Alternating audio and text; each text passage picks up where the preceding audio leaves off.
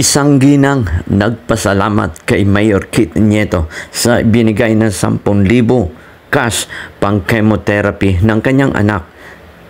Sabi nga, kahit sinong magulang nga naman ay gagawa ng paraan para sa kanilang mga anak, lalo kung ito ay may karamdaman na dapat dalhin sa ospital.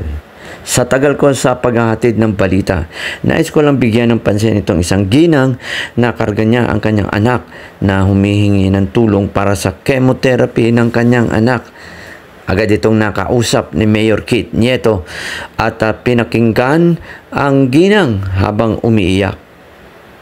Ayon sa alkalde, ano po sa atin, Nay? Kailangan na daw niya pang chemotherapy ng kanyang anak. Ngunit wala ang tulong ng Cainta LGU na 5,000 dahil na-delayed pa. Yun pala ay nakaredy na para kinabukasan ng tseke. Kaya naman nagulat ang ginang nang sabihin ni Mayor Kit na sige po, Nay, ganito, pabibigyan kita ng 10,000 cash ngayon para mapa-chemotherapy mo na ang anak mo. Kaya biglang natuwa ang ginang at nagpasalamat sa butihing alkalde na nakikinig sa kanyang mga constituents ng Cainta. Sa Cainta, maraming nangyaring ganitong nabibigyang tulong pinansyal, lalo sa kanilang emergency na pangangailangan.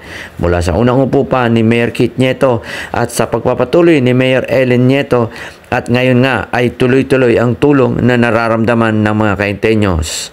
Kaya naman, tara, larga Cainta!